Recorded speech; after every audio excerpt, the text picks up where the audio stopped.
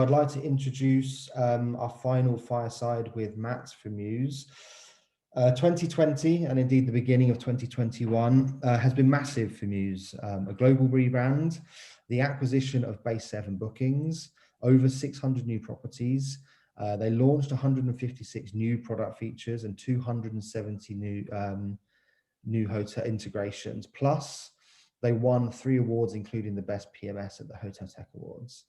I'm really excited to be joined by Matt, the CEO of Mews. Matt has over 10 years of experience inside hotels, most of which serving at Hilton, until he joined Mews around 8 years ago, which is a business founded for hoteliers by hoteliers. So welcome, Matt. Thank you. Thanks for having me. It's always good to talk to you. Great. So let's dive straight in. I mean, would you be able to kick us off with an introduction? I've done my best to introduce Mews, but I'm sure you can do a better job. No, you did good. Mews is effectively the PMS, the property management solution. That's how, I guess, traditionally people look at our solution, which is the backbone of a hotel where all of the reservation and the guest profile data sits. We are trying to brand ourselves as more of a hospitality platform because we do a lot more than a traditional PMS. So obviously we started out cloud first. We never even considered building it on premise, which is still quite a departure because I think the majority of our industry still sits on premise. But also we wanted a mobile first, a really intuitive user interface that customers can very quickly learn it because there's so much turnover in hotels. But one of the things we started with very early on was opening up our API and allowing the world to integrate. So we opened up the API and we stuck it on our website thinking, let's just see if people are willing to integrate. Because in the early days when we had, 5, 10 hotels, nobody was even willing to engage with us as it is with young startups. We had to build all the integrations ourselves. But one of the big challenges when you go into different hotels in different markets is that they probably have about 10 to 15 different systems that need to somehow talk to each other.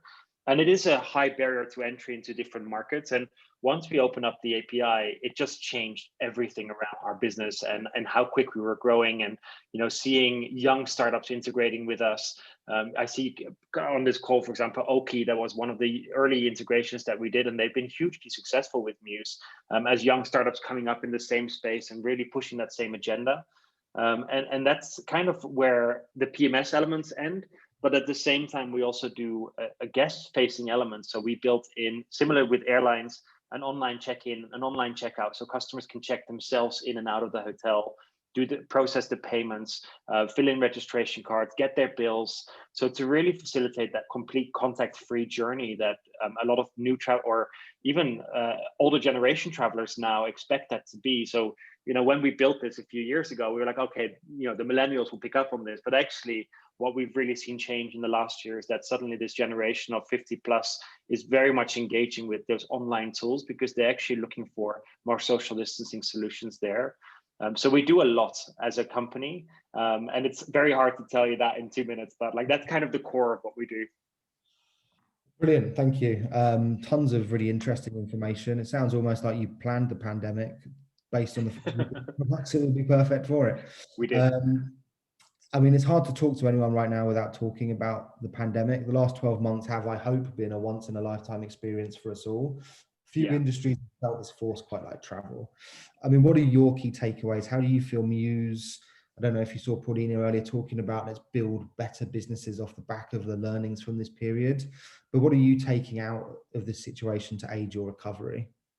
If I go back a year, initially we were like, crap, our industry is shutting down. We saw this drop of occupancy within the span of 1 week, like after the 12th of March, shut down. And we really were worried about what this meant for new business coming in. A few months later, we started seeing that, yes, our transactional revenue is down because reservations are down. But actually, customers aren't leaving. Customers are, keeping their systems intact because they know that there's going to be reopening. And a lot of customers found it to be the perfect time to innovate. When your hotel's empty, what's the best time to change your PMS from something legacy is when the hotel's empty because you don't have to do massive data migrations effectively. that really drove a lot of the movements of new customers onto the Mews platform. And I think a lot of hotels also realize finally, like we're a slow industry to innovate, and we've been stuck in our old ways for way too many years. And suddenly, when everyone works from home, when the reservation teams have to work from home, dialing into a remote server is just not ideal. And I think a lot of them realize we probably should move to the cloud, and it's the right time.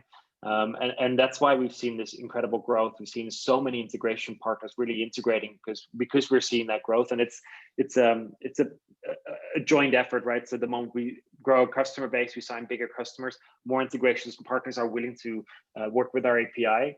So that's definitely been one of the learnings. Saying, we thought, a lot of hotels would close down. Actually, we've only churned 10% of our base. In a normal year, that's about 5%. So it's elevated, but it's not to a level where, our hoteliers are resilient. That's what it taught me. People work hard to make sure that they survive this and that there's the upside. And the recent weeks have been incredibly encouraging to see these pickup trends. And it was great to see in the data slides from Celine just now, how you are seeing the same trends as we're seeing. The industry is reopening, and it's reopening faster than we anticipated it to be when we were budgeting in November last year. So we are constantly readjusting our budgets and forecasts, which is great. Brilliant. I mean, it's so refreshing to hear positivity after the year we've had. So it's certainly good to have some good stories. I mean, listening to you talk about cloud first, not on premise. You talk about mobile first, talk about open APIs. I mean, it's already a baffling space for hoteliers, right? Whose primary job is to run a hotel. When you look at hospitality tech, you've obviously got a clear vision around the future of cloud and what these systems should do.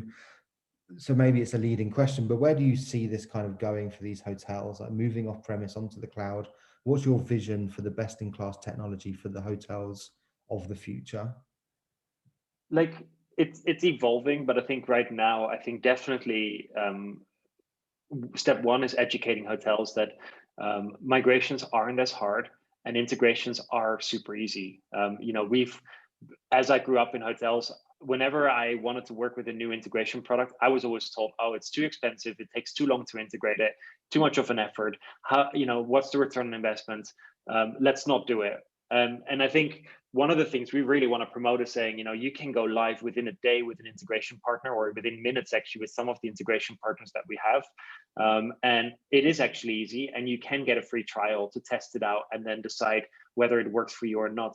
And I think that's really been one of the messages we've been putting out there, is like, go and try it out. And if you're looking for a revenue management system, try out 5 of them. Don't just try one and then stick with that for the next decade, because there is differences between these different solutions. And I think people need to get a taster of it. And that's really been one of the big things that we've been talking about, and that I think is going to help, because having 450 integrations in our marketplace is great, but it also makes it really hard for hotelier to decide where to put their money, because you only have a limited budget, especially today, when you think that hotels are still running a 30 to 35% occupancy if they are open. You need to decide very smartly where you invest your money. So, and if you wanted to do 15 integrations, how are the return on investments on those? So, having the variety is great, but we do need to help hoteliers pick the one that makes most sense for them. So while a revenue management system may make sense for city center hotels with high occupancy, actually today it may make more sense into the leisure destinations or the seaside destinations, who are seeing actually a lot of pickup from domestic markets, but don't really know how to price that new trend that they're seeing. So it actually makes sense. But in a city center hotel where the demand is still very low, you want to just pull out of that and actually focus on, for example, housekeeping applications that really allow you to innovate your operation, and that flexibility to very quickly switch out and switch in different integrations depending on your business mix is a really important aspect to innovation, I think, for the experiences in hotels.